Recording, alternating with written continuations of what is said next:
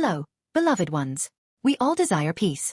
We wish for our lives to be stable and for each day to pass without great trouble. How natural and understandable is this wish? King Hezekiah of Judah was generally a good king.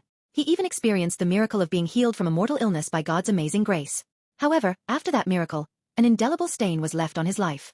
He arrogantly showed off all his treasures and glory to the envoys from Babylon. At this, the prophet Isaiah delivered a terrifying word from God. All that is in your house shall be carried to Babylon, and some of your sons shall be eunuchs in the palace of the king of Babylon. It was a proclamation of future national disaster and the suffering of his descendants.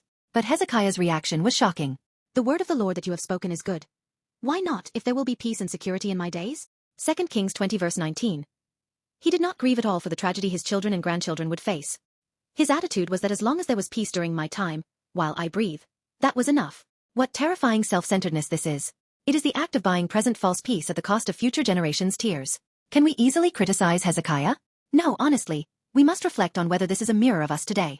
Are we not ruining the earth for future generations through pollution, and piling up debts they must repay to solve our current difficulties? Do we not consider it fortunate that we are saved, even while the next generation is left in a spiritually barren land without knowing God? The mindset of peace only in my days leaves the cruelest legacy to the next generation. How then can we overcome this dilemma of Hezekiah? We cannot defeat this deep-rooted selfishness by our own strength. Here we must look to the one who walked the exact opposite path of Hezekiah. That is Jesus Christ. Hezekiah said, "Even if you suffer as long as I am at peace, it is fine," but Jesus said, "By my suffering, I will give you and your descendants eternal peace." Jesus did not avoid the cross for his own comfort. Rather, he willingly bore the most extreme suffering of the present with his whole body so that we, our children, and their descendants could enjoy eternal life and true peace. And by his resurrection, he cut off the curse of sin and death and opened a completely new era of life.